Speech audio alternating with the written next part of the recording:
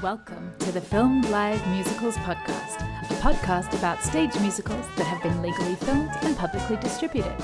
The Filmed Live Musicals website contains information on nearly 200 musicals that have been captured live. Check it out at filmedlivemusicals.com. And now, on with the show. Welcome to episode 37 of the Filmed Live Musicals podcast, and part 2 of our 3-part Stephen Sondheim special. In part 1, we did an overview of filmed live Sondheim musicals, and today we are dedicating an entire episode to Pacific Overtures, with music and lyrics by Stephen Sondheim and book by John Weidman. I'm your host, Luisa Lyons, and joining me again today is the wonderful musical theater historian, Margaret Hall. Welcome, Margaret. Hello, hello. It's so wonderful to be back to talk about this fantastic show. Ooh, let's jump straight into it. So, where was Sondheim in his career when Pacific Overtures opened? Yes, so when Pacific Overtures was being written, he was sort of in the middle of this upheaval period. He's made company, he's done a little night music, and he's really settled into what I think of as one of the hallmarks of his oeuvre, which is that he would pick an idea and pursue the idea as far as it could go. With a little night music, he had taken the idea of waltz time and 3/4 time and developed it in as many directions as he could.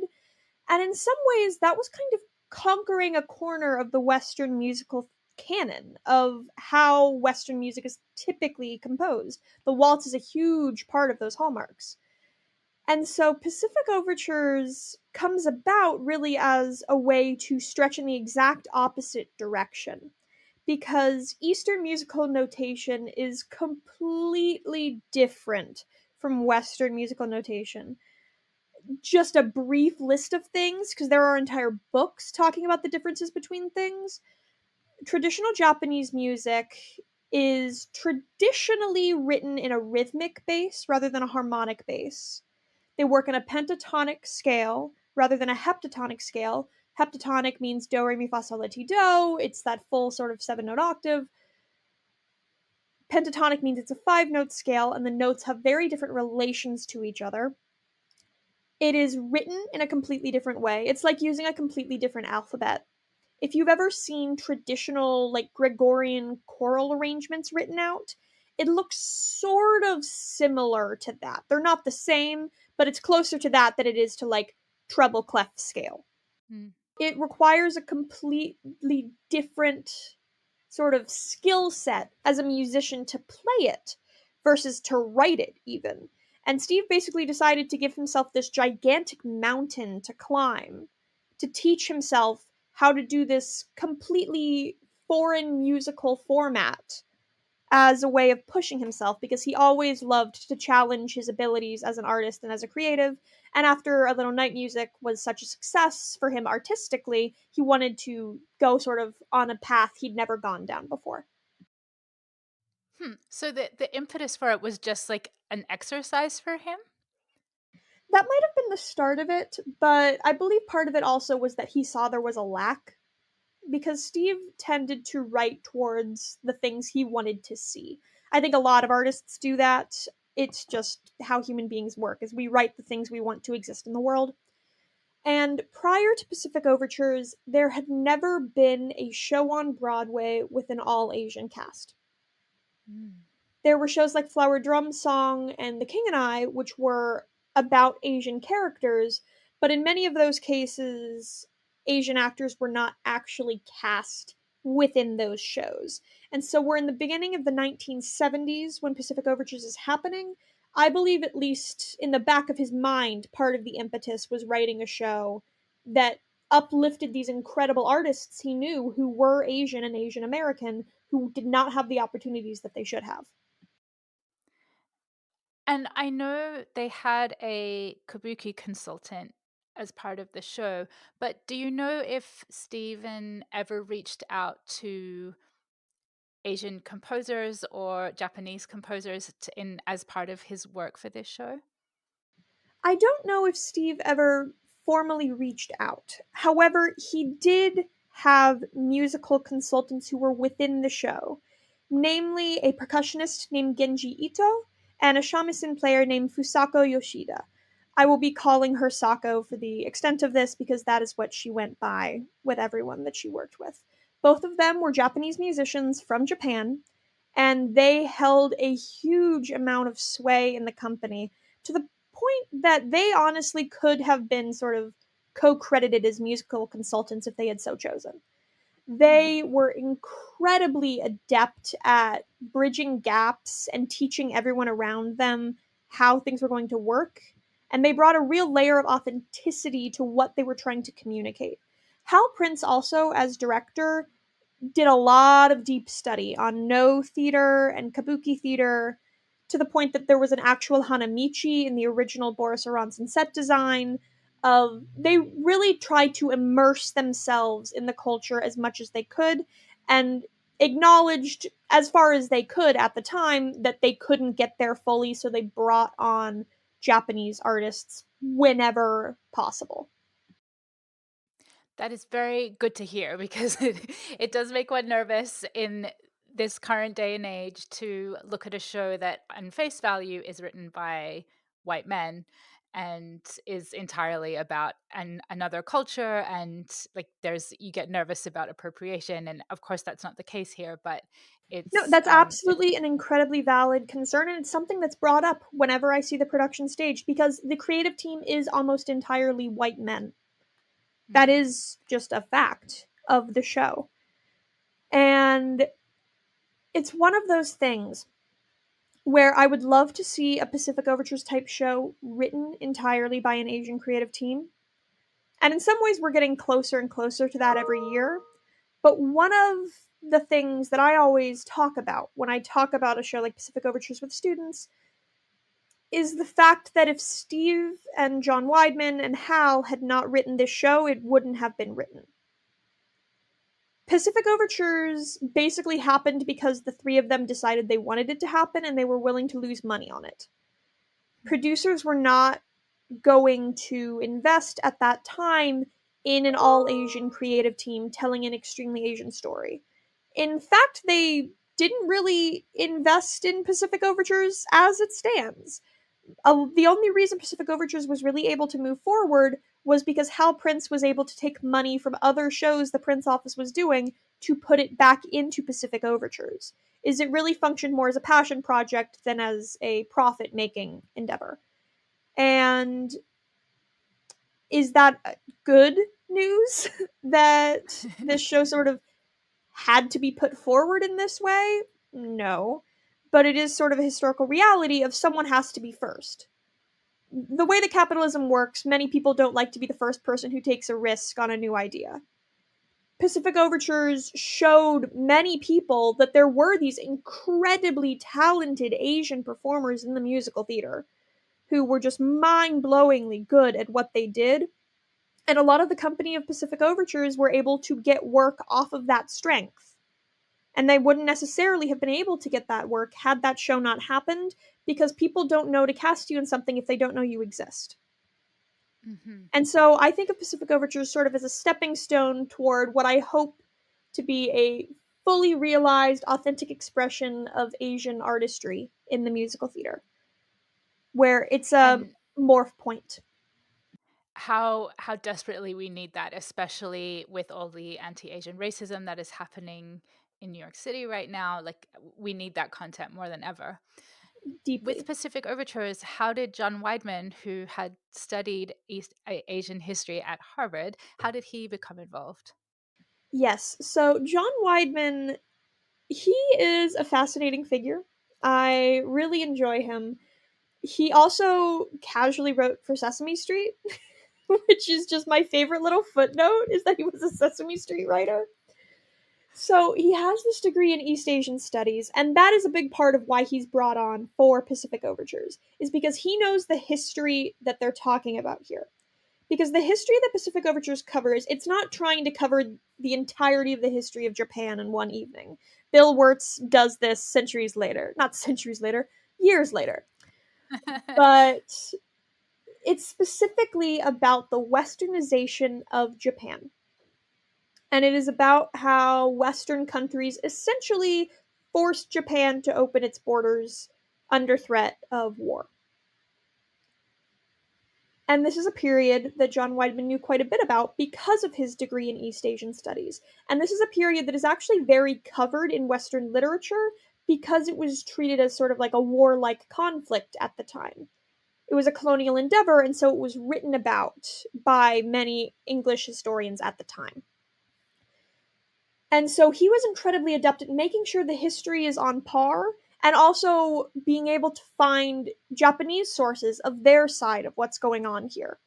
We're not going to be sort of telling the story of Admiral Perry, the conquering hero. It's like, no, they were functioning pretty dang well as their own society, and then a bunch of Westerners showed up and started waving guns around.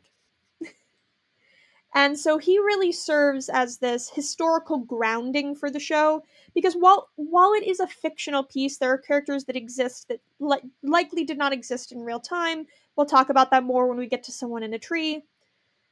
It is based in historiography. And John Weidman then becomes Steve's go-to person when working on shows about history in this way. They do Assassins together, and then the show that becomes known as Roadshow, with many permutations of names before then. John Weidman becomes that historical through line for Steve's work. Mm-hmm. And I love from Sondheim's finishing The Hat, where he details all his lyrics for each show up until this 1981, I think the first book goes up to. But he 81, yeah. talks about for Pacific Overtures, the conceit of the show, postulating it as one written by a Japanese playwright exposed to musical theater. That's such a great premise. It's a really fascinating concept. And again, it's something where he's really stretching himself. Where how easy would it have been after A Little Night Music is a relative success to write another show like A Little Night Music? That would be the traditional sort of expectation of what he would do next. But instead, he said, let me completely 180 what we're doing here. And I just find that so exciting. And I think it's what makes his work so enduring and influential, is he never stopped pushing himself to be different. And what a completely different project to immerse yourself in, to learn a completely different style of musical notation. It's Yeah, absolutely not only fascinating. is he like, okay, I won't write another period piece like Little Night Music. How about I just teach myself a completely different musical language? That, fun fact, in the early 1970s, it was believed that if your mother music language was Western music, you could not play Eastern music. It was believed by many ethnomusicologists that you could not do both. That the brain either went one way or the other. And Steve basically said, well, how about I just show that that's bull and go and teach this to myself and work with these incredible artists. And then now it really, like, Eastern musical notation shows up more in theater music than you would expect now. And I don't think that would have happened without Pacific Overtures and Steve saying, well, if I can do it, the rest of you can. Interesting. Can you name some examples or some shows that might be influenced by that style? The first thing that comes to mind is the most recent revival of The King and I and the new orchestrations. Many of Mm. the new orchestrations actually work within Eastern musical motifs, even though the show was written in a Western musical style. And it's really interesting if you can get your hands on those scores of like the original King and I score and the most recent revival score, and you look at the differences in the orchestration and how the instrumentation is used. It's very interesting to me. And then also something like the 2002 revival of Flower Drum Song, which David Henry Hwang, it's more of a revisal than it is a revival. The way that the music is used in those, I don't believe it's Kabuki theater in Flower Drum Song, but it is a traditional theatrical format in Flower Drum Song. The way that those sequences are presented is completely different than it was in the original production. And I think Pacific Overtures was so drastically different from A Little Night Music that people now, if it's not as drastic as Pacific Overtures, they're more comfortable with it. It's sort of like that rehash back. Yeah. Where it's like, oh, And well, it's not going that far. So if they can go that far, then we're within the bounds of possibility if it's somewhere in this middle space. it's interesting to me that like many Sondheim shows, it took audiences a while to understand what they were watching and to process what they were hearing and watching. And thank goodness we have these filmed copies because we can keep revisiting them. And I just want to give a shout out to the King and I production revival that you were mentioning, the Lincoln Center revival directed by Bartlett Sher, which was filmed in the West End and is one of the most glorious captures. No, it is a beautiful capture. The way that they filmed the "Shall We Dance" sequence is just, oh, talk about a camera being used to paint. It's so beautiful. I'm also obsessed with their set. When the gold Buddha came out, I lost my mind. Hey, Absolutely gorgeous. Lincoln Center Theater Man. There's a reason why they are one of my absolute favorite theater companies in New York, and it's because they are willing to do those grand gestures of design, and I just find Yes. it so lovely that they're willing to sort of throw the money at that. Yes, when the boat comes out over the pit, I saw that revival a couple of weeks before my grandmother passed away, Oh and my The King and gosh. I was a movie I had grown up watching with her, and when that boat came out, I was like, "Well, I'm gone for the rest of this production. I'm just gonna weep through this." Oh, the exact same. As we talked about in the last episode, how my father would sort of sit me in front of VHSs of classic musicals. The King and I is one of my dad's favorites. And I remember seeing it on his birthday with Marin Maisie and just completely losing it in my seat when she started singing Whistle a Happy Tune. Just complete, like, I sitting next to my mother, just devolving next to her because there's just something in that music that speaks to the heart. And specifically in that revival, and it's why I love Bartlett Sher's revivals of Rodgers and Hammerstein shows, is I feel like he, on some level, understands Oscar Hammerstein II's heart. And I think it can be really easy to prop up the Rodgers and Hammerstein shows on their strengths alone and just sort of assume that the show will carry you through. But Bartlett Sher, in his revivals of South Pacific, The King and I, he breathes. It's like he's reinflating the balloon. And it's buoyant again, and it floats, and he's getting closer to those ideals that Oscar Hammerstein was reaching for when he wrote it in the first place.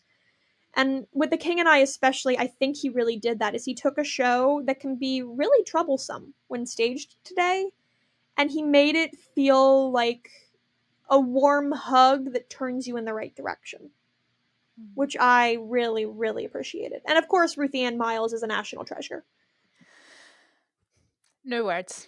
Absolute brilliance. Still can't talk about it. Too good. Oh yeah. Oh So yeah. That's Something speak Wonderful is just untouchable. it is something wonderful. So speaking of floating, let us float our way from Thailand to Japan Yes. and back to New York. uh, Pacific Overtures had 8 weeks of out of town tryouts. Was it in Philadelphia? Am I remembering that correctly? Or Boston? It was in Boston, Hmm. which I just find very interesting, where I'm like, where's the show that we're going to take this very steeped in traditional Japanese musicology? Where are we going to try this one out? How about Boston? It's so. Pacific Overtures, it really is like. But also, where else would you take it? That's the other thing. Like, I laugh whenever I think about the fact that the tryout was in Boston, but at the same time, where on the East Coast were they going to take it? Pacific Overtures, during its preview period in Boston, it had a huge amount of upheaval. Not the cast, however. This is a great place to sort of mention the company of Pacific Overtures, because Hal Prince did succeed in casting the first all Asian company of a musical, with one exception. A man named James Dybus, who lied to the company and falsified Asian ancestry, was a member of the company. He was a Caucasian man. Wow. Did Yeah. he get in trouble for lying to the company? Not that I'm aware of, to the point that he showed up in a kimono to the Pacific Overtures revival opening night to join the rest of the company. Huh. And it's something where a lot of the cast knew the second they met him, where they're like, there's no way. Like, you don't know the things that you should know. And Alvin Ing, one of my artistic loves of my life, ended up being the one who agreed to room with him when they were doing the out of town tryout in Boston, because he was the only one who wasn't viscerally angry with James. Mm. Is he could stand to share a dressing room table with him and things like that. The entire company were incredibly talented, hardworking people because they had to be, in many ways, even more skilled than Steve musically, because they had to be able to flip between the Western and the Eastern motifs on a dime, Mm. which is really hard. Steve could take a whole day to live in one world to write a song. Something like the song Please Hello, which opens the second act, you're switching between so many styles and you don't have time to catch your breath. The company was incredibly talented and it was led by a man named Mako. And one of my favorite Mako stories is during the Boston tryouts. So Mako played the narrator and also the shogun, and just he sort of flirted around with the most powerful roles in the show. And he has a line in the opening number called The Realities Remain Remote. He is a native Japanese speaker. The sound is not traditionally found in Japanese speech. And one of my favorite, just random Boston stories is Steve writes this line and he's like, I really like how it hits percussively, but I think this is probably really mean to give to Mako to do with like no prep time to put it in for that morning. But Mako and Paul Gemignani, who was the music director of Pacific Overtures and all the Sondheim shows thereafter, had become very good friends. The two of them really came to rely on each other in a lot of ways. And so Steve gave Paul the line to take to Mako, and the two of them practiced it in his dressing room for like 30 minutes before the show, and Mako went on and got it flawlessly. Is he basically taught himself how to do that sound in like 30 minutes, and then it flowed perfectly. That opening number for Pacific Overtures, it is insanely difficult. Like if you just sit and listen to it, it's so complex. There's so much going on, and it's so much of different words over the same rhythms that if you get off the train, you are gone. And Mako, really, he was like the guiding light of that entire show. He really was impressive, and it starts in Boston. Mm. Oh, wow. Okay. And we moved to New York, but before we get to the opening night, let's talk about the creative team. So we know Stephen Sondheim and Judd Weidman, and directed by Hal Prince. Yes, there's I'm also obsessed with the fact that several women on the creative team are gay women and really amazing artists in their own right. And I wish we could dedicate entire episodes to them, including producer Ruth Mitchell, costume designer Florence Kotz, and lighting designer Taryn Muser.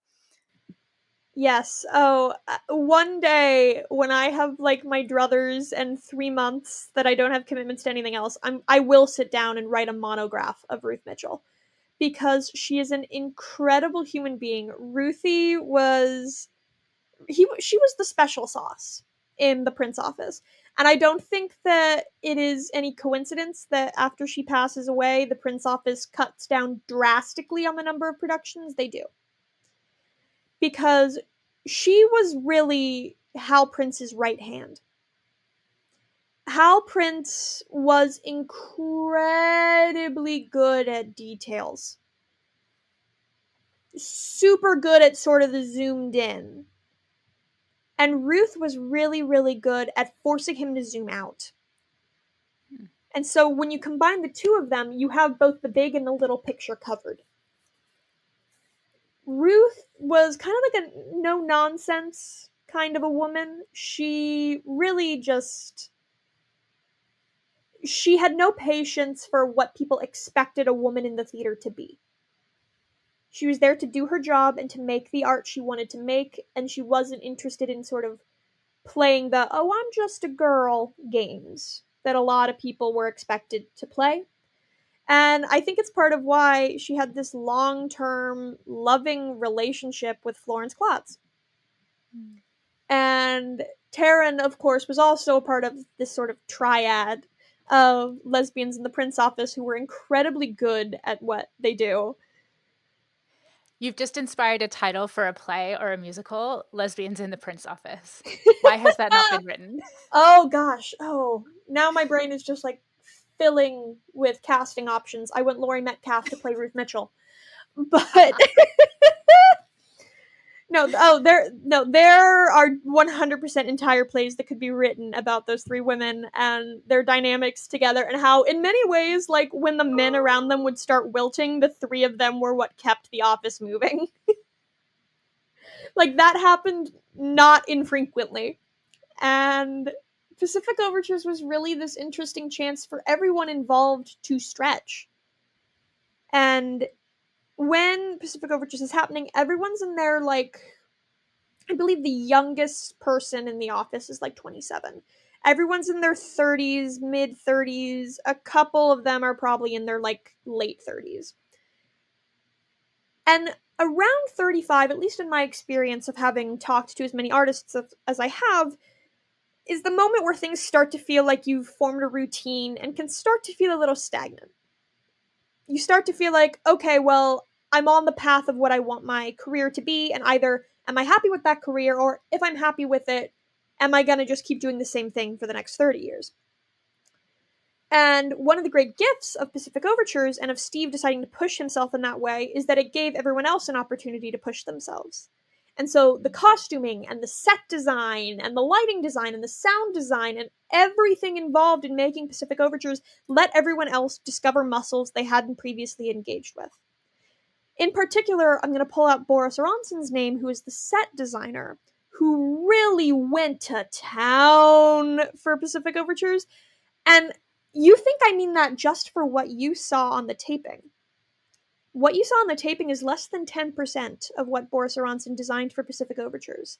There was originally a completely different setup for every single scene in the show. Those were cut in Boston because Hal Prince decided that things were too complicated and people, like, there's already so much that they're taking in sonically, they can't be taking in that much visually as well, is basically the choice that they made. But, like, he had entire traveling tea rooms that would be tracked on and off. They were these incredible, like, moving Da Vinci inspired machines that actors could get in and pilot. Just the most incredible stuff. Boris Aronson, for listeners who might not know, is one of the greatest set designers to have ever lived. The man was an artist, and we are so lucky that we had him in the theatrical realm and that he didn't move into architecture, because he very easily could have, but we would have been left with so many unrealized potentialities of incredible sets that he made. You can look up his set models online. They're one of my favorite things to look at. The New York Public Library of the Performing Arts displays them every once in a while. He was just incredibly good at his craft, and the Pacific Overtures set is in my top 3, if not my number 1, of his sets that he ever designed, because they're just so rich and fascinating, and there's so many details. Like, if you pause any frame of the Pacific Overtures proshot and just look at the set, not even looking at the incredible actors who are working their butt off, just look at the set anytime you pause, and you will find something captivating in the frame, because he poured over that. And every single one of the designers did that.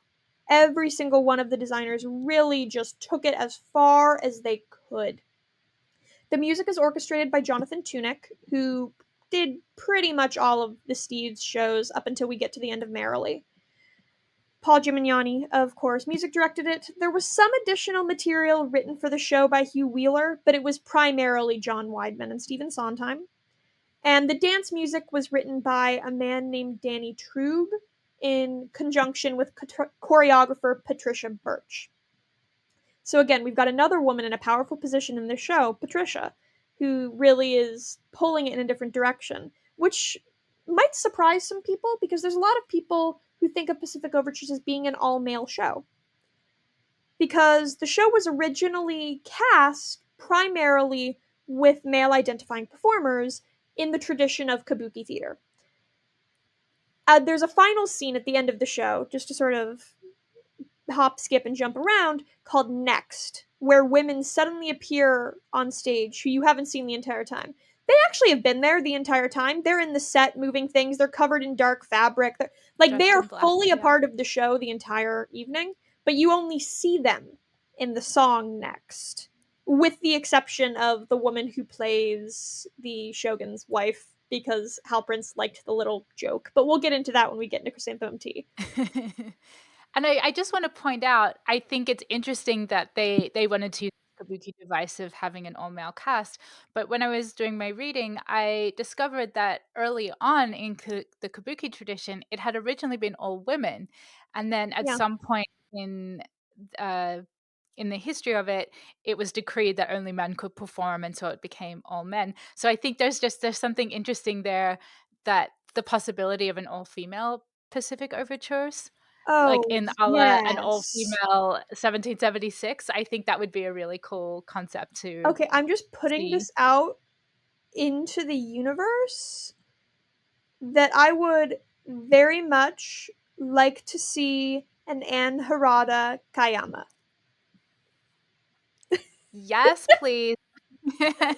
Oh, that would be so good. I want her. I want Anne to do more dramatic roles because she's an incredible comedian, but I also think she's a really strong dramatic actress, and I'd love to see so much Mhm. more of that.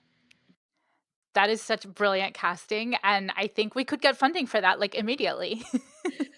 I was joking on Twitter the other day with Ali Sousa, who I believe you know. So people just need to start hiring Ali and I to just do things because we have all these great ideas, and if people would just listen to us. Yeah, I mean, here you are on the podcast. Let's elevate your voice. Let's put you out there and Producers, have call people me. hearing what you have to say. Okay, let's go back to Pacific Overtures and the original production, which is predominantly all male. And do go on. We were talking about Patricia Birch Yes, we were at and Patricia. her role. Okay. So that makes up the majority of our core creative team. We have our design team, our music team. The Kabuki consultant is Haruki Fujimoto, incredibly invaluable in the entire production. There is specific mask design by E.J. Taylor, which is a very sort of important aspect that people don't think about with Pacific Overtures, is the way that masks are used, specifically the lion mask, really is important, and that mask took a lot of work to get right. The general manager is Howard Haynes, who is the manager for most of the Prince Office shows during this era. He was always just sort of helpful to have around because he spoke Hal. And that was a big sort of thing that was needed in this show, is they were trying to communicate so much, they needed people who could interpret Hal, because Hal had a very specific way of working and you needed to sort of understand that rhythm. Mhm. So the production opens at the Winter Garden Theater on Broadway on January Yes, 11th, it does. 1976. And it opens at the Winter Garden to a very interesting sort of reception. If you look at the reviews, people basically go, I feel like this show is really important and does a really good job of saying what it's trying to say. I just don't understand what it's trying to say. Note that I believe every single one of these reviews are written by white men over the age of 40. And it's very interesting reading those reviews where they're basically like, I can tell that what's happening here is very good. However, it's not for me, and therefore I don't know what to do with it. I love Walter Kerr said that some elements were amusing, but overall described it as essentially dull and immobile. What show was he watching? Yeah, And truly. Clive Barnes, also of the New York Times, said it is a very serious, almost inordinately ambitious musical, and as such is deserving of equally serious attention. And then summarized that it is very, very different. That's the big word that gets used in everything. Is everyone just describes it as different or unique, and it's like it doesn't necessarily need to be different or unique. I'd love to see a lot more shows just like Pacific Overtures, but someone has to be the first. Basically, is what ended up being put on Pacific Overtures. A lot of people came to see Pacific Overtures early in the run, basically out of curiosity. But one of the things that's difficult with Pacific Overtures, and one of the reasons why I am so glad this proshot exists, is the fact that it's written in a different musical language than most Western theater audiences are used to means that you need to listen to it one or two times before you really settle in and can hear what it's communicating. You have to spend time with it. It's not like a pop song that you hear one time and can sing the chorus immediately. You need time to sit with the show. And with the prices that Broadway is, most people don't have both the time, the money, or the energy to see a show 3 times in order to get it, quote unquote. And so the show closes not immediately on Broadway, but fairly quickly. Everything changes, however, when they take it on tour and it goes to the West Coast. And the San Francisco run, the reception Pacific Overtures has in San Francisco is the reception it should have had in New York. It is a runaway, smash, sellout hit in San Francisco, and it actually starts something called cultural tourism, which is when people from another country come to a place specifically to see a cultural export. Japanese citizens started traveling to California specifically to see Pacific Overtures because they were hearing about this show. And this show became incredibly popular within the Asian American communities of California. And it really had this, I don't even know if I'd call it a renaissance because it's so clearly the reception that the show should have had the first time around, and it's so shortly after it leaves New York, but it is actually in a place where it can be properly appreciated once it's in San Francisco. And the reception in San Francisco is so great that the Japanese government takes notice. And they reach out to Hal Prince about wanting to make a film of the show to be presented in Japan for people who couldn't afford to travel to the United States just to see it. And that is basically how we get the proshot. Because while Pacific Overtures is in California, it is the exact same time that Hal Prince is in Vienna, making the film adaptation of A Little Night Music. And that film adaptation basically sucked every single ounce of joy Hal Prince had for the cinematic art form out of his body. He did not have a good time So a working mild on it. reaction. Just a very mild reaction. Put it this way, Hal never again tried to make a movie or a television something or other using that language. Because it was rough on everybody involved. And so when he's reached out about this Pacific Overture's potentiality, his knee-jerk reaction is no. Like, I'm in the middle of doing this with A Little Night Music and I never want to do it again.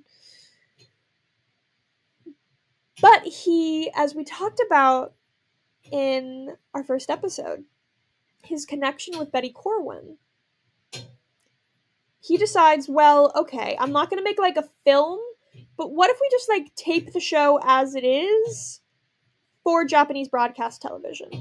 The taping is actually the Broadway company, which is sort of what's interesting about this complicated, convoluted way of things are being taped. But he takes the tape of the Broadway and sends that to Japanese public television.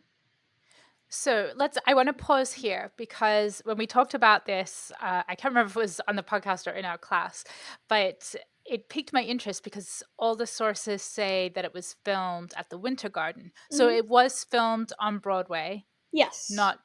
Okay, got it. Yeah, no, it's one of those things where, so the company in San Francisco is the same as the Broadway company. Everyone basically just went with it on tour. Once you put that amount of time into learning this language, you don't want to leave the show that quickly, unless you have like a big job lined up. The taping is my is the Winter understanding of Garden the taping. so my the But understanding of yeah. the what's the word I'm looking for? Chronology? Yes, that's correct. Chronology. That's a word.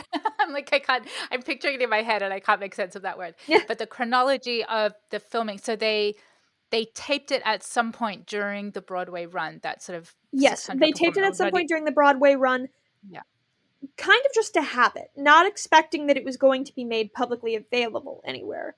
But this way they had it taped.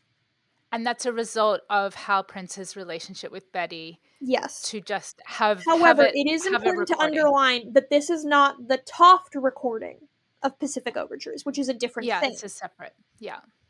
The Toft recording of the original Pacific Overtures, I believe, is just a 2-camera deal set in the back of the theater. This is like a full proper capture, but Hal did not know if it was going to go anywhere. This was basically him like experimenting with just having this.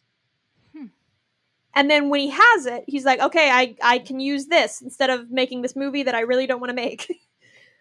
And so that's what he sends to Japanese public television, and people sort of agree to that contractually because, oh, well, it's just for Japanese public television. That's not going to affect my career here in the US, and so I'm less worried about that. It really is sort of like a series of very sort of exciting circumstantial events that make it that this proshot exists. And then this proshot ends up being such a hit that it's the reason that we have so many Sondheim proshots that follow, and so many Prince proshots that follow, is because Pacific Overture sort of rips that band-aid, and they're like, oh wait, that actually went really, really well. Let's keep doing that thing. Let's repeat this behavior. And so they start taping it with the thought that it will be made public. Whereas Pacific Overtures is sort of in this middle, like, I feel like I need to have this tape for something, so we're going to just have it and see if it comes in handy at some point. Marty Pasetta is credited as the film director on Pacific Overtures. Do you know when he was part of the process? Is it like a television credit that he did the editing? Like, I'm not sure how that fits in. I'm not entirely sure either. My gut instinct would be to think that he did the editing. Because if you look at the Pacific Overtures Pro Shot, it's pretty clear. Like, there's not a lot of zooms happening outside of the opening number. My guess, I was not there to see how this was filmed. I've not looked at the schematics. But my guess is that they had like 4 stationary cameras that they're cutting between angle-wise. And so my assumption would be that Marty edited those 4 together into a publicly viewable fashion versus sort of the raw images that Hal had. However, that's entirely just sort of an educated guess. Yeah. And was Pacific Overtures, the video, the film, was it ever released in the US? Not officially. Bring back our air quotes. Yes. There are VHS and DVD copies that are out there. You can find them.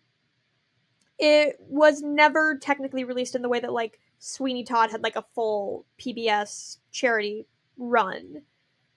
Pacific Overture, because it also was a show where many people didn't even know Pacific Overtures was out there to want it. And I've, like, gone into, like, local libraries and, like, found, like, bootleg VHSs of the Pacific Overtures recording because just no one even sort of thinks about it in that way. It's in this weird copyright place. It's also one of the only Sondheim Pro shots that fully is like up on YouTube, and I know for a fact the Prince office is aware it's on YouTube and they're not bothered by it. Like, they're not worried about copyright striking it. It's been up for like, what, 7 years? Normally stuff like that gets uploaded and it's taken down within like 6 months of being uploaded. It's been up like long enough that it's in school. And it's in this place where, not to speak for the Prince estate, but I assume that they have weighed the cost benefit of it, that it's more important that people know that Pacific Overtures exists and that this show is out there and they can see it here than to keep it under lock and key where people will forget this show ever happened. Yeah. And I'm just very quickly looking up the number of views that particular bootleg It's slash gotta be near 1,000,000 YouTube recording because it's just been up for has. so long. It's pretty low for a pro shot, actually, 150,000 Oh, I views, but absolutely thought it was maybe like we can help. triple, Whoops. quadruple that. Maybe we can boost that with Oh, this yes. podcast. But yeah, Pacific Overtures, it's just so wonderful. And it's the show that when I was writing Gemignani, it most took me by surprise. Because I knew very, very little about it before I worked on this project, as most people do. Pacific Overtures, I think of the Sondheim shows as being in like 4 tiers in terms of popularity. You've got stuff like Into the Woods, which is like done constantly. Sweeney Todd's in that tier too. The second tier, which is like the really appreciated by people who are like into Sondheim, Sunday in the Park with George, that kind of stuff. The third tier is what I consider sort of like the forgotten masterpieces. Pacific Overtures in there. And then there's the fourth tier, which is like the stuff I nerd out about, which is like Saturday Night and Evening Primrose. But Pacific Overtures, it's always so interesting to me when I talk to Sondheim people who just, they know the show exists, but they've never really dug into it. And I fell in love with it while writing Gemignani. I would put on Chrysanthemum Tea and fully just be like bopping in my kitchen while outlining, because once the show gets in your, it takes a little bit for the show to get in your ear if you're not traditionally used to hearing East Asian music. But once that gets into your bones, it's never gonna leave you. It is the earworm to end all earworms. Oh, it's so good. And there's so much moving music in this show Oh, that just some of Steve's most emotional work, in my opinion. It's so yeah. good. Yeah. Okay, let's dive in. Let's head to the pro shot, and we're going to go through number by number. So starting with the prologue, the orchestral prologue. Yes, so the orchestral prologue, you're hearing a lot of Sako's work there. Sako really is at play in a lot of these orchestral moments. Basically, everything that you're hearing being played on a shamisen is, for the most part, written by Sako. She's taking sort of motifs that Steve's developed within the non-shamisen writing, but she's the one who's applying it to that instrument, and you can really hear it in the prologue. And then what I love about the prologue is the way it almost effortlessly flows into the advantages of floating in the middle of the sea, which is the opening number. And first off, that is a mouthful of a name for your first song. And it only gets more mouthful from there if you just start saying the lyrics.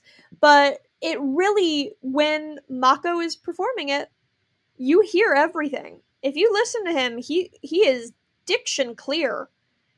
And there's so much information. Like, talk about a song that is like incredibly dense exposition but doesn't feel boring. I think it's really sort of impressively done, and it really puts you in this universe that they've made. And I'm obsessed with Hal Prince's tableaus, like the images that he creates.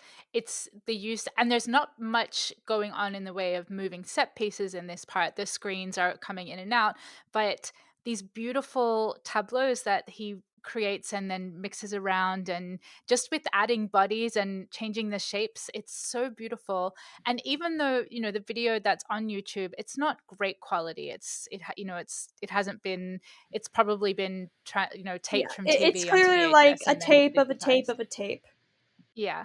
But even with that low quality, you see the beautiful detail of Florence Klutz's costume design. It's like and the screens and the overall picture of the stage is so vivid, even with a grainy video. Everyone is bringing their disciplined A game. And also amongst the company, like, if you look at their faces, no one, like, everyone is fully invested as if this is, like, the most important thing they could be saying at this time. There's not an ensemble member who's, like, vaguely checked out in that opening number. They are fully with you, communicating directly at you. Mm.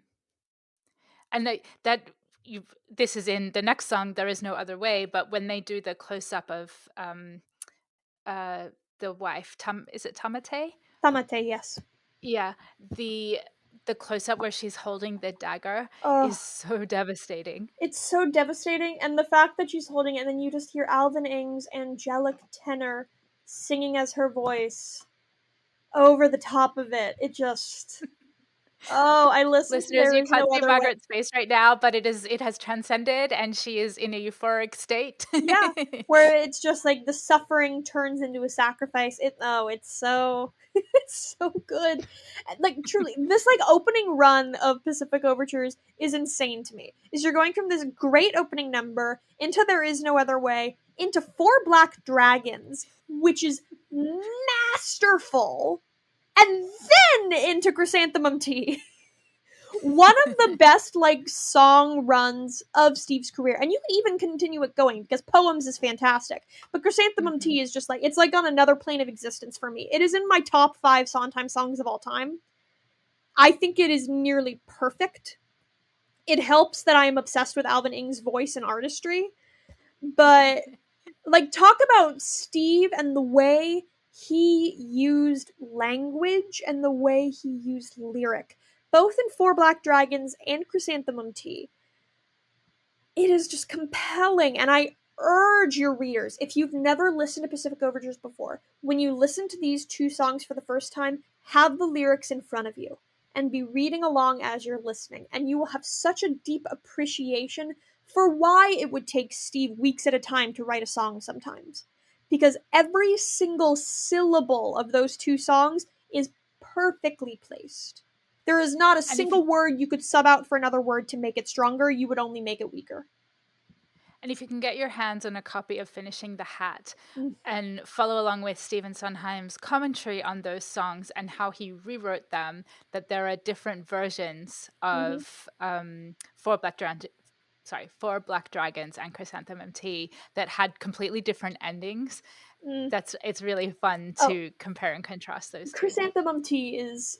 I promise this will be my last Alvin Ing story. I won't hijack this into being the Alvin Ing podcast. But first off, he had a completely different song before Chrysanthemum Tea existed. He's given, like, I think 3 days. The prayer, is that the Yeah, yeah. yes. And then and the prayer is less than 4 minutes long, I believe. Chrysanthemum Tea is an epic. It is a long song. It is extremely repetitive rhythmically. And he basically was called into Steve's hotel room in Boston and was given this song. And it's like, you have like 3 days to learn this, and then it's going into the show. I don't think I could learn every nuance of this song in 3 months, much less 3 days.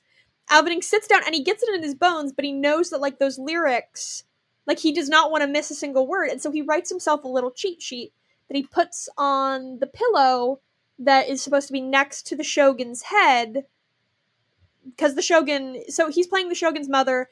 The Shogun's mother is, spoiler alert, poisoning the Shogun because she believes that if there's no Shogun to meet with the consulate, then Japan will not be forced to open its borders and war will not break out. And so Mako, as the Shogun, is like laying on this bed with this pillow propping his head up, and so Alvin hid this little cheat sheet there. And that's how he gets through like the first week with this song. Mako does not know that the cheat sheet is there. And so one day he just turns and he just has his head to the side one day. And so his face is covering the cheat sheet. And so Alvin Ing has to just like invent a verse of Chrysanthemum Tea until he can just like move Mako's head to see where he is.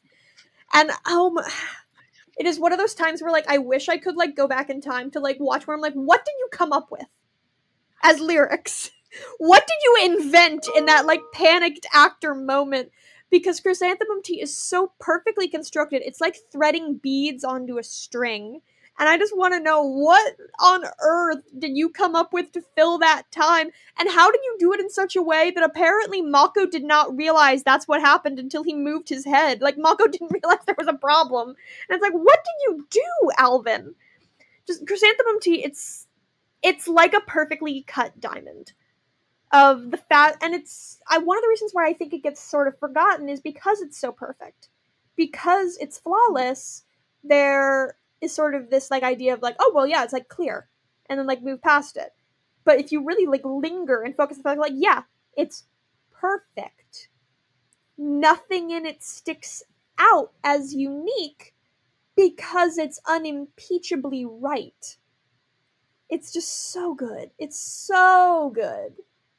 And I love Sondheim does talk about this number particularly in Finishing the Hat, where he talks about the challenge of creating basically a mini operetta, that Oh, he absolutely. wanted There to could be an tell entire a show that is story. just the Shogun's mother.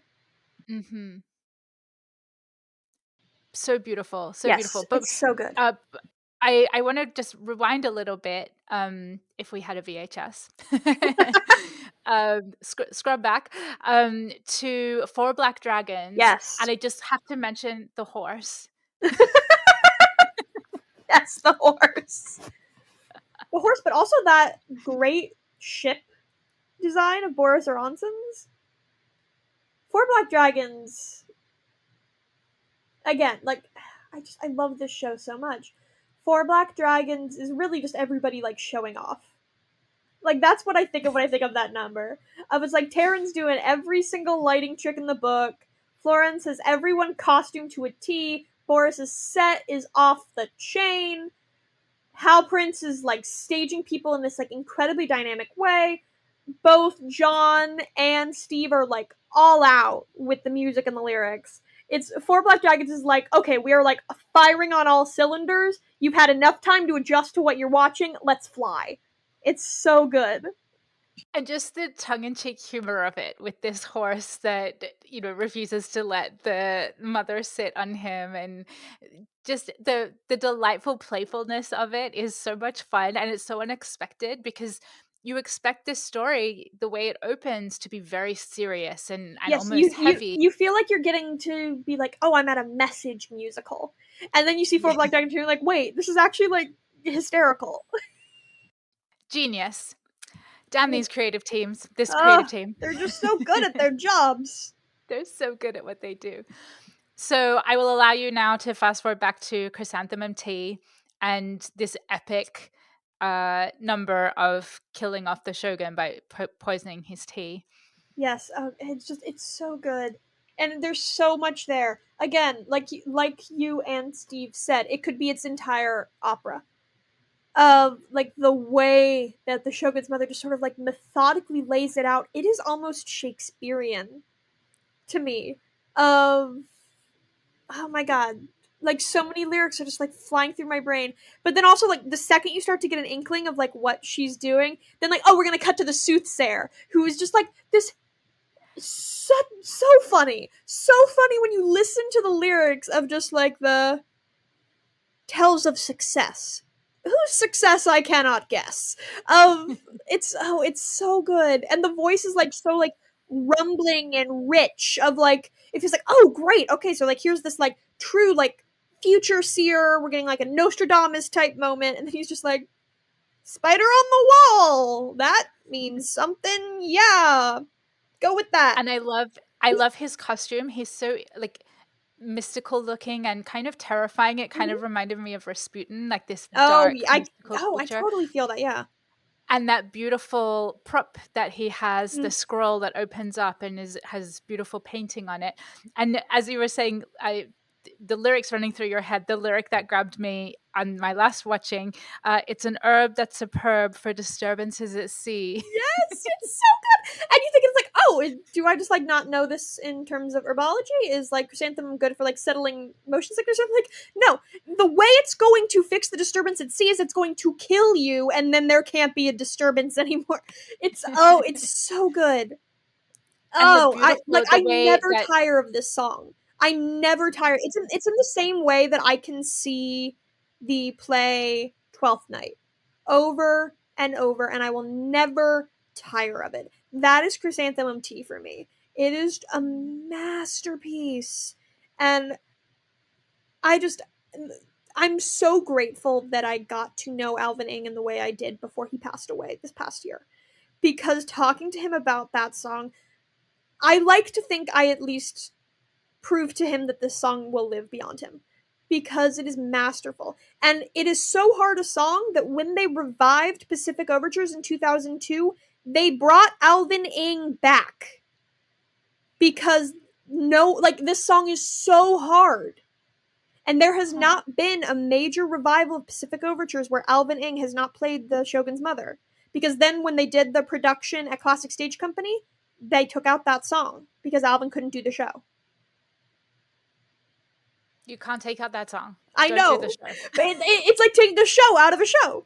Like, but I mean, it still was a great production. The George Takei production was still very strong, but no, Chrysanthemum Tea. It like if I was like held at gunpoint, which will never happen, but if I'm held at gunpoint and I have to pick like one song that will explain to people why Stephen Sondheim is a genius, it's Chrysanthemum Tea. I can talk about this song endlessly. It is a masterwork. It is so good. It is so layered. I have easily listened to it 1,000 times in the last year, probably up closer to 2,000 at this point, and I never stop discovering new layers and details and things that are happening.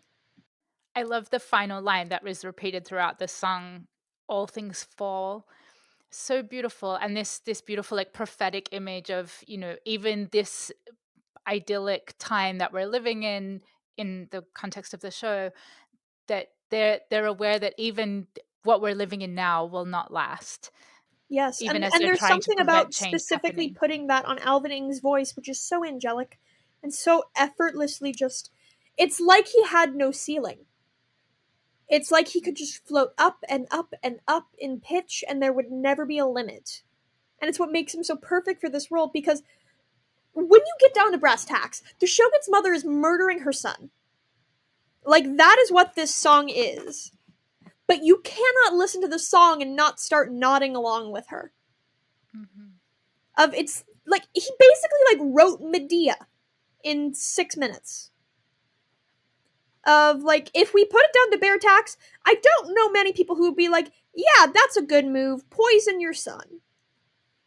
But when you listen to the song and you listen to it on Alvin Ing's voice and the way that it flows and it washes over you like waves with the repetition and the ebb and the flow of the rhythm, it is hypnotic in the best way possible. And then to flow from that into the song Poems, I mean, Poems. come on.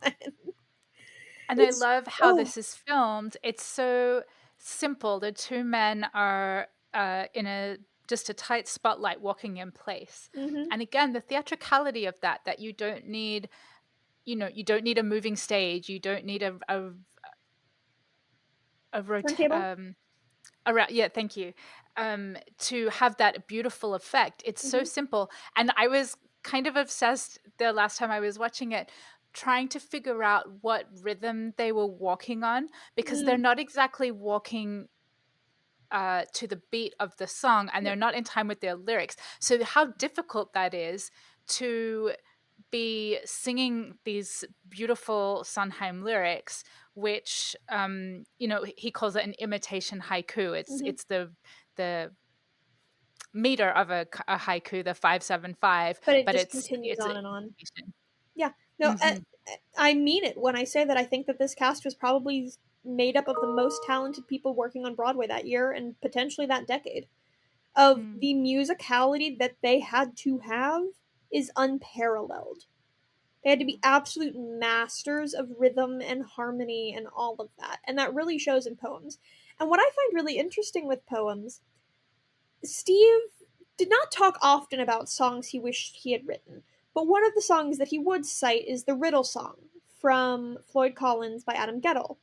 And I feel like the Riddle Song does not exist without Poems, Hmm. where the Riddle Song is another sort of back and forth battle of the wits piece. Only Poems is more sort of like in its bones, sort of. There's like a weariness almost to Poems. Of like they're sharing these beautiful things, but you can tell that something is pressing on their minds. Mm. And Riddle Song is slightly more of like a joyful version of this idea of something's on their minds and they're distracting themselves with laughter and with messing with each other. And Poems, again, I would probably clip the master run of Pacific Overtures at Chrysanthemum Tea, just because how do you get better than Chrysanthemum Tea? You can't. But there is absolutely a world in which this straight up just continues through the entirety of Act 1 Mm. because Poems is so strong.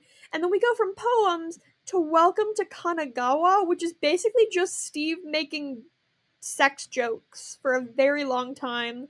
And it's really funny. And it's Welcome to Kanagawa to me is the show that tells me if you've sat with the song long enough, not with the song, with the show long enough to understand the show or not.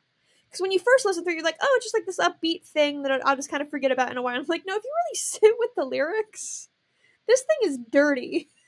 This is, it's very like when people talk about like, oh, Shakespeare's so like boring, and I'm like, Shakespeare's about like 50% dick jokes on like a good day. To me, that's Welcome to Kanagawa, and I'm so glad that that number is preserved in the way it was originally staged on the proshot, because With it's those so fabulous specifically bands. staged and it's so funny.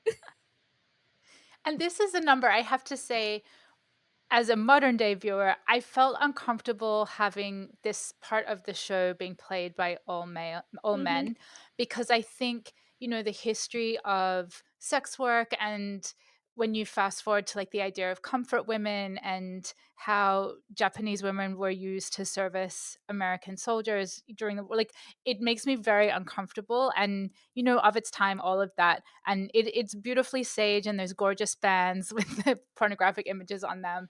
Yeah. But I'm curious what a new production could, and with women, could do with that number. Um, yeah, that was just, it's something, I know that's one of my own biases, but No, it's I know. I something would that love to. makes I'd me love to see uncomfortable. that, and I would love to see, in the same way, just thinking about the part Cher King and I, how the number Western People Funny was reimagined in his revival to really kind of like critique the core of the show itself and to critique white saviorism. I would Hmm. love to see Welcome to Kanagawa be used in a similar sort of fashion to critique the way that Asian women are stereotyped in the West. I think that could be a very interesting thing that could happen. Again, producers, call us, all female Pacific Overtures. We will make this happen. And I also want to point out a bit of choreography with those fans. Uh, that is a tip of the hat to like the traditional follies, or I'm blanking, like the 1920s Busby Berkeley kind of, Oh that the yes, yeah, shapes that they the make with circle those spin. fans. Yeah, gorgeous. Can't go wrong with that move. Always a And good this little was motif to add in. also where I really noticed the platform coming through the audience, which is a Kabuki device. How cool that must be. Like I'm thinking of Great Comet, where there's platforms all through the audience, and the cast is right there in your face. And just, I don't know how often that happened on Broadway at this time. Was not common because, I mean, there's costs involved. You have to take seats out, and those are then seats you can't sell. But it's really effective, and we'll talk about it more when we get to Please Hello, of how you can really use stuff like that. And Yeah. again, Pacific Overtures really was like a labor of passion than it was a labor of profit. And I think it shows in choices like that. If that makes the show stronger, even if it meant they made like, what, $200 less? Yeah. But it's such a beautiful design element that is a nod to the Yes. style that it was trying to reference. And then we get to the glorious, phenomenal. To me, Someone in a Tree is what Chrysanthemum Tea is to you. It's so Someone in a Tree moving is the and song that everyone pulls out. It's even the song that Steve pulls out. I'm sure Steve probably would not agree with how obsessed I am with Chrysanthemum Tea, but just it the entire show is a masterpiece. So I am more than happy to, like, if Someone in a Tree is your favorite song, great. That means you're a lot closer to me in Chrysanthemum Tea than anything else. Someone in a Tree, it really, again, talk about like a magnum opus of a song. Like, how good of a song do you have to be Stephen Sondheim's favorite song? That is a competition. And it won outright. It's so good. And this is where we get into sort of the historiography that we were talking about with John Weidman earlier, where we do not have actual historical evidence of a child in a tree and a soldier underneath the floorboards at the treaty house. We know the treaty house existed. We don't know what happened in there. And the fact that we don't know is the whole impetus behind the song of what do we think could have happened. And what's interesting is a lot of people think of Someone in a Tree as like Steve imagining what happened.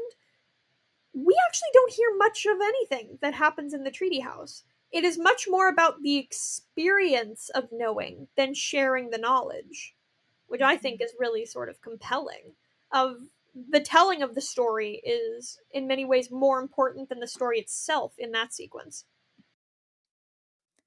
and that repeated, if it happened, I was there. This idea of everyday people being witness to history and being bystanders to history, but And also just the by being idea of there, they're history part of it. being this living thing, where it's not just sort of these facts and figures, it's the people who experience it. It's the people who are involved. It is the soldier under the Mhm. floorboards. That is the history. And feel free to cut this because I'm about to go on a mini bit of a rant. But there's this whole idea that gets talked about within the world of cultural history, oral history, all of that, that there is no such thing as fact and fiction, and that that's actually a continuum, and there is no such thing as a historical truth, because everything is filtered through a person's bias and a person's experience. People are sort of familiar with the idea of like, well, history is told by the victors, but even if we were telling it from like, I guess like in that paradigm, the loser's perspective, that doesn't make it any more true. Mm. Truth is a relative thing. Truth is a relative concept to every single person. And I think Someone in a Tree really reckons with this in a really interesting way. Of what matters isn't the truth. What matters is that he was there and that he had an experience. And that experience is what we are memorializing and making permanent. Mm.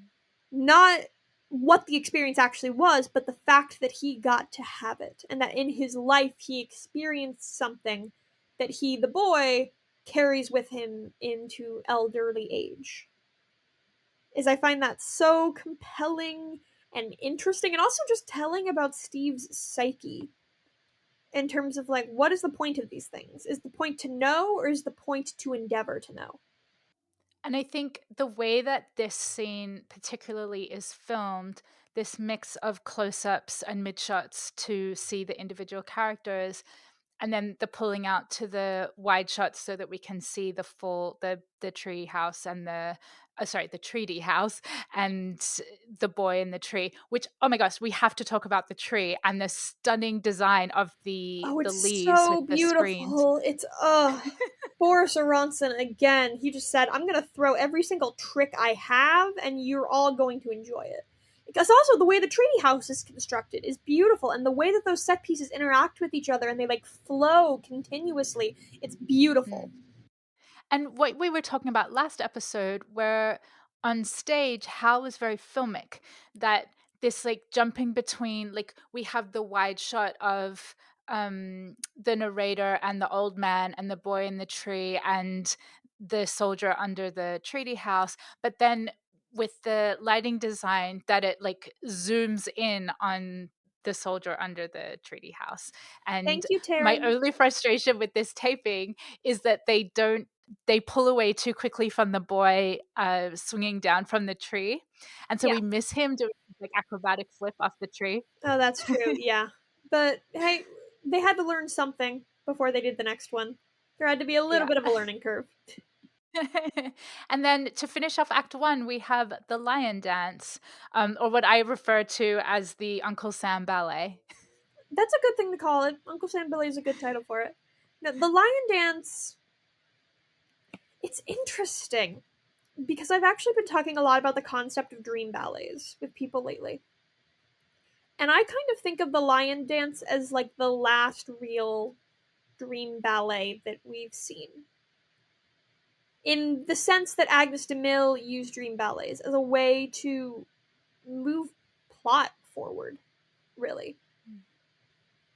But it also is something that is using ideas that many audience members didn't really know what to do with, because it's using traditional dance techniques that would not have been as familiar to a Western audience.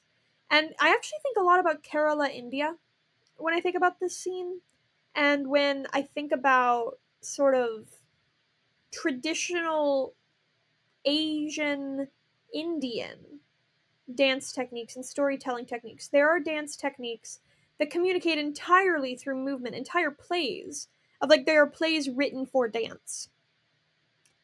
And it's very interesting how the lion dance is used in Pacific Overtures, both as a, okay, we're almost at the intermission, take a second because things are about to switch pretty sharply after intermission now that westernization has been forced through, but it's also this like beautiful cultural expression that I think in many ways is the only moment in the show that they didn't try to at least finagle into being palatable to a Western eye. Hmm. Obviously, Western people can enjoy this sequence, but they fought so hard for clarity everywhere else so that this sequence could sort of breathe on its own, in my opinion. They let this sequence be what it's meant to be, and if you don't get it, okay, you don't get it, but it's here because this is what it's supposed to be. And the really interesting juxtaposition of having that traditional form of dance with someone in like an Uncle Sam costume, the Commodore Perry costume, but Yeah, that's very where recognizable. he's become sort of this like folk antagonist. He's this archetypal character rather than a person, which is normally the Mhm. opposite of what happens in Western theater. Is Yeah. the way outsiders are typically presented. Like if this were being told from the opposite perspective, maybe the lion dance would be the shogun or Mm. something of that equivalent. But no, here it's Perry, and he is the figure of sort of depersonification, which I find very interesting. And Mm. I'm not going to take you down a huge academic rabbit hole here because it will just go on for very, very long. But I think it's a really interesting piece of esoteric theater that it feels very young Hal to me. If you look at Hal Prince's like early work, he loved to play with that sort of esoterica, very German sort of relentless theater concepts, and I feel like I can kind of feel those hands over this sequence where he's like, okay, I made everything else more in like my normal mode, but let me just like engage 22-year-old Hal for a second. Let me just like bring him out for a little bit. And also just like let Patricia Birch go wild with the choreo. And so let's jump ahead to Act Two, which opens with the brilliant "Please Hello," a pastiche of uh, Gilbert and Sullivan, Yes. So we get a Gilbert and Russian, and Sullivan, we Can get Can. like a British sort of that's so Gilbert and Sullivan is the British. The American is like a Sousa march, kind of. Mm-hmm. The Dutch is, I think, basically just Steve riffing off of what Americans think Dutch music sounds like. Clog dancing. Yes. Russian is just like, how can I write like the most like USSR sounding Russian thing, even though like the USSR doesn't exist yet in the history that we're talking about. But like he's clearly riffing on like USSR musical ideas. And then the French is just like a can can. Yeah. And it, again, it's a thing where Steve could be such a chameleon in terms of musicality. Of he's just spent an entire act pulling you into this sort of Eastern musical sensibility. Lion Dance serves as like the turning point, and now he's like, now let me just throw like basically stereotypes of Western music at you because you came in expecting Eastern musical stereotypes. Let me show Mm. you how kind of stupid that is in this number. It also serves as a really good way of sort of shorthanding the fact that these Europeans that are basically invading Japan are pretty clownish. Mm-hmm. Like, it does a good job with that thematically, but it also feels like Steve probably, when he sat down to write this, just like stretched out and like cracked his knuckles and said, let me just go. Let me just fly with this. And the cast is clear. Like, the cast is rocking it. And again, my Alvin Ing as the American. I love in finishing the hat how derisive Sondheim is of Gilbert. Uh, It's so Tobias funny Gilbert. because everyone thinks like, oh yeah, you'd be like super into like that like operetta stuff, and he's like, no, not at all. Nope, not even a little bit. And also, Not even a again, just little. how this number is filmed with the wide shots, allowing us to see the actors coming down that great platform, Yes, the and use of then the cutting to the Hanamichi and Please tighter Hello is shots. so good. And like I would love to have been like sat next to it to like watch them like running up. And again, pulling it back to flow for a little bit, those costumes. They're only seen in this number and they are incredible. Do not touch my coat. Don't touch the coat. And then the next number we have is a bowler hat, which I'm Oh. obsessed with how it's suddenly the film version just suddenly changes techniques and has the split screen. Oh yeah, it's just like, oh wait, we forgot that like this is like a thing we can do. Let's do this.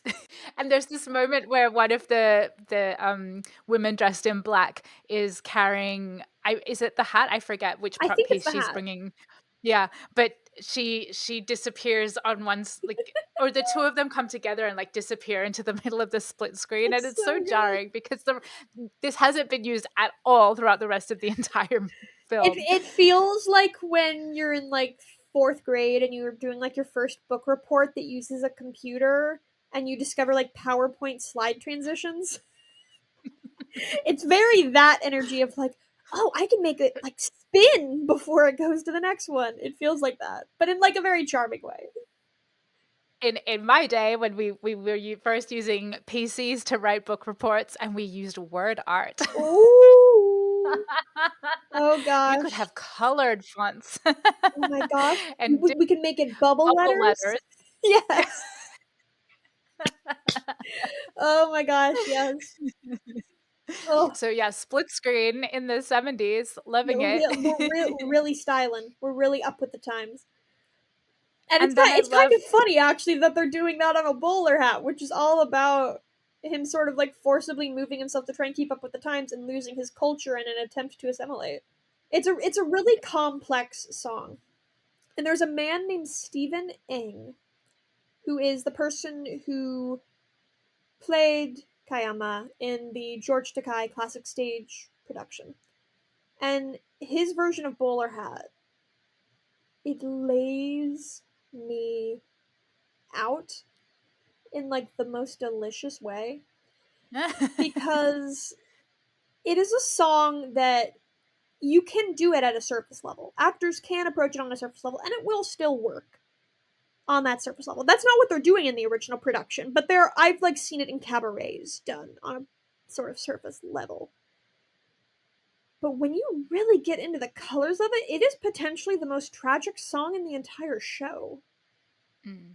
The entire first act is presenting this incredibly rich Japanese culture that has developed over centuries. And then over the course of one song, you watch a man lose his connection to it and not be able to reach it anymore. Mm. And it's just so good and it's so heartbreaking. And if it were not set to music, I think it would be remembered as one of the greatest soliloquies of the latter half of the 20th century. Mm. Because it is so honest, but not in an aggrandizing way. Like it's just statements of I wear a bowler hat. I do what I must. And when you do what you must for long enough, you forget what it is that you want because you're so in that survival mode. And then when you compare it to poems, oh, it's so good. And it's one of those things when people look at the song lists of Pacific Overtures, they're always kind of thrown by the fact that there's only 4 songs in the second act. But you only need 4 songs. That's all you need to communicate what Steve's communicating here. And sort of Bowler Hat really epitomizes sort of the tragedy of what happened to Japan because of this. It's And so good. is it before Bowler had the scene with the rickshaw? I believe it's before, yes. Yeah, that's also, this heartbreaking idea of slave labor and exploiting local populations Mm-hmm. to benefit the West. It's so beautifully done, and it reminded me of a story that the rickshaw went missing after opening night, and the publicist was accused of making it go missing, and she reportedly said to the press, "I don't need publicity. I need a rickshaw." That yeah, there were so many set pieces there, so many moving parts in the show. I wouldn't be shocked if it just got like put somewhere it shouldn't be. I mean, it's not exactly a small set piece. No, This it's giant not a rickshaw. small set piece, but there were so many places where things could get tucked in the Winter Garden. Like the Winter Garden's a huge theater. And Mm. like I can so see a world in which like the rickshaw gets like put in a stairwell that no one goes into, and then oh well, where'd it go? Whoop. And so the penultimate number, Pretty Lady, which again, kind of like Welcome to Kawasawa, makes me feel uncomfortable because of what happens going forward in history and at that time. Curious what having a female uh, in that Yeah, in but that number I would also do. think the fact that you're uncomfortable is kind of the point of Pretty Mm. Lady. Is I feel like Act 1 is designed to make you fall in love with this culture and with these people, and Act 2 not is not designed to make you angry, but breaks your heart in a lot of Mm. ways. And Pretty Lady and the way that she is treated by these Western soldiers. It's so it's interesting to me. And I feel, at least personally, I feel Ruth Mitchell all over the number. To me it feels more like a woman telling this story than a man. Even though it's men there, it Mm. feels like a woman's directorial eye. I don't know that for sure. I just feel that instinctually as a person. Of the Interesting. way that it's staged and the way that they move on her almost like buzzers. Of they move as if magnetized. It's so like it makes my throat close up a little bit just talking about it. And I think that was intentional. I think Mm. that effect has only strengthened with time. But I believe when they did it in the 70s, it was supposed to be like a whoa, pull back here. Because also think about we're sitting here in 2022 a lot more sort of accustomed to talking about the fact that the United States is pretty often not the hero in these situations. Mm. But when we're in the 70s, we're still dealing with the Vietnam situation. People are really in at least in like continental United States, many people are just starting to wake up to the things that are done by the American military outside of our borders. Mm. And I think Pretty Lady is a really interesting way of addressing what you were talking about earlier with the comfort women in a way that they're intentionally not using like the buzzwords or the buzz actions, I guess, so that the it not to go to Assassins, but it feels like John Weidman is using similar language techniques that he uses in Assassins to force people to engage with something they'd normally shut out. Mm. Yeah.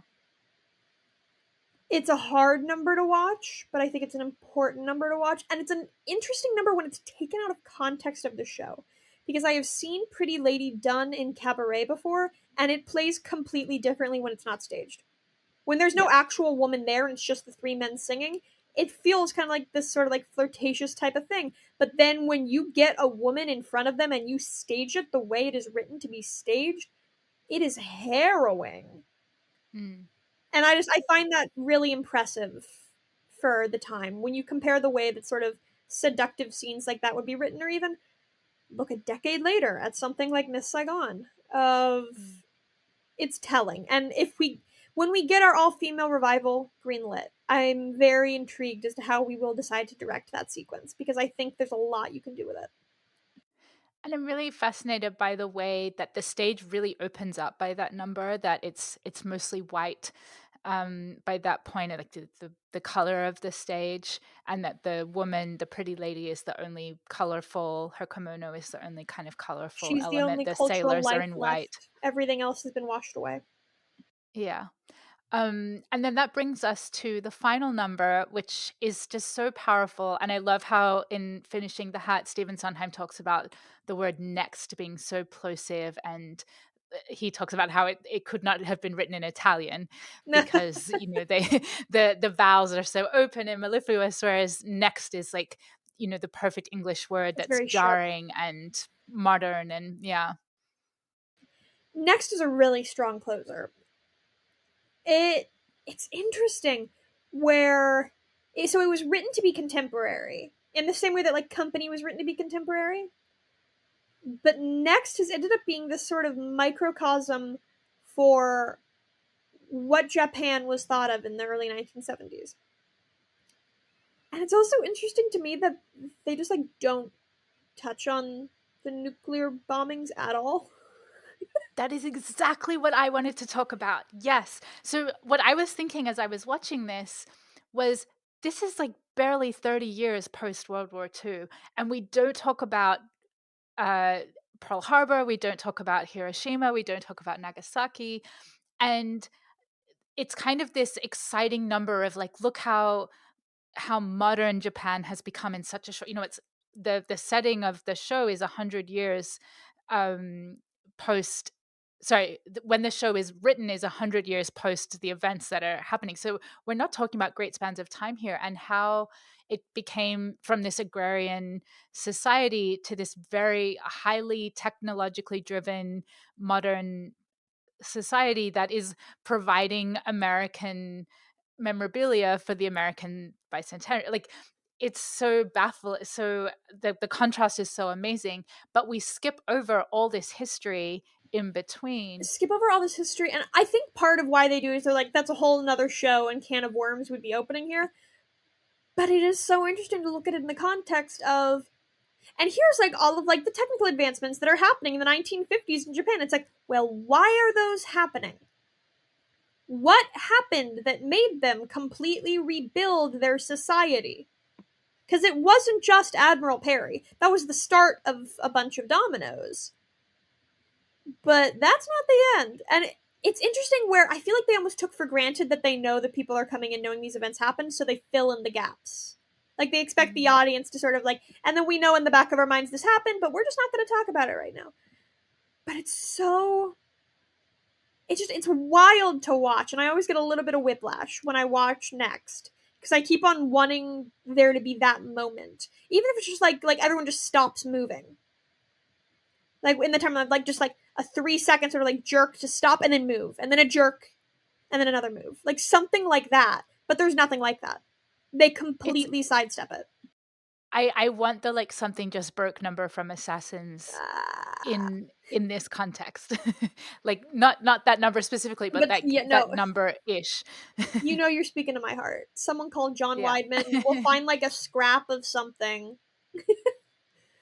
And the other thing that comes to mind for me, my grandparents grew up in the Philippines and lived through the Japanese occupation of Manila during the Pacific War. Yeah. And, you know, watching it this week, particularly in light of what's happening in the Ukraine, the stupidity and futility of war, that it's so devastating, and how Next is such a celebration of culture and achievement.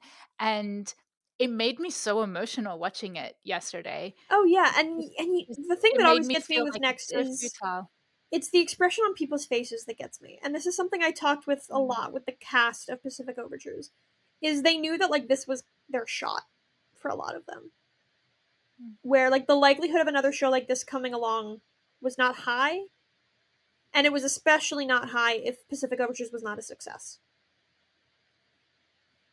And in Next particularly, you can see this fervor in their eyes of everyone is running on 100% of like, I am going to show you why my culture is worth your respect. Mm. I am going to perform with every ounce of my spirit to honor my people and our culture. And you can really see it in Mako specifically. You can see it in all of them. But Mako just has this fire behind his eyes when he does that final line of he pins you in your seat of like, there was once and there will be, is sort of the undercurrent of that line. Mm. There is this island, and we are here, and you will not ignore us anymore, is what I feel when I hear him speak those words. And it's just so... Like, whenever I finish watching the Pacific Overtures proshot, I immediately want to start it again, because Next gets me so revved that I need to go again. It's like a roller coaster, almost, of like, you get off the roller coaster and you want to get back in line. It's Yeah. just so well done. And again, for a second act that only has 4 songs, it does not feel scant in any way because the songs that are there are so rich and so deep. Yeah. And then, of course, Next is also the only time that we actually see the women in the cast, aside from the little bit in Chrysanthemum Tea. And they're running around looking beautiful. And finally sort So of in getting our their moment. all-female revival, will we have some men? We just trot out Tom Sesma. Interesting idea. Maybe. I kind of like the idea of using projection work for Next, though, and using actual, like, Mm. newsreel footage. That is a cool idea. Little bit of That's where you assassins, could but reference Hiroshima and I don't know. I feel like there's a um way where you don't even have to write new music or lyrics, but it's like when nope. when they're doing that run through of like this year, this year, this year, this year, this year, everyone like pauses and does like a chest thing, and it's like lights go Yeah. black, white, and then we go, go, go. Like I feel there's something there. I can picture it in my head. I'm not sure how well it would work in a space, but I can picture it at least, which is always a good start. Oh, Margaret, this has just been so much fun. I'm so glad that we were able to have this special episode and focus entirely on Pacific Overtures. Yes, I am so glad. I love talking about this show. It is the number one show that when someone comes to me and they're like, "What like thing should I watch?" I always tell them to watch Pacific Overtures. Everyone thinks I tell everyone to watch Assassins, which like yes, all of you should watch Assassins. It is my favorite show of all time. But Pacific Overtures is the one that desperately needs more people to pay attention to it because it is so masterful and people get sort of like turned off by the idea before even engaging with it, which drives me nuts Mhm. because it is so rich. And like I was ranting about 30 minutes ago, there is that 4-song beat in the first act that is just perfection. And that cast recording is just fantastically mixed. And thank you to the Sondheim fan, whoever you are, for uploading this copy onto the interwebs, onto YouTube. And I'll have a link for that in the show notes, as well as a link to Finishing the Hat, because that is a wonderful resource. Do you have any other resources that you recommend to folks who want to learn more about Pacific Overtures?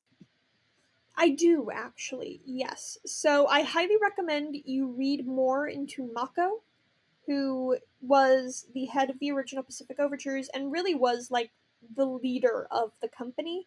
There are many resources about him. He was actually a very famous actor in his day. You can basically, if you just Google the name Mako, he will come up and you can fall down that rabbit hole. And then I also recommend that you read the transcript of an interview I did with Alvin Ing in 2020. It is available on Onstage blog. It's called Tales of a Theatrical Trailblazer. And it was basically the first and ended up being the only time someone really asked Alvin to share his story. And his story is shared by the majority of the people in that company, of someone who loved the theater and didn't see a place for themselves until they almost half stepped into it with something like Pacific Overtures or Flower Drum Song. And he is an ancestor I think that we should all hold in our hearts as we move forward as a reminder that there are these incredibly talented people who deserve a chance. Brilliant. And I will have a link to that in the show notes as well. Margaret, thank you so much. And I look forward to chatting again in a couple of weeks about the 2011 production of Company, filmed at the Yay! Lincoln Center with the New York Philharmonic. Can't wait.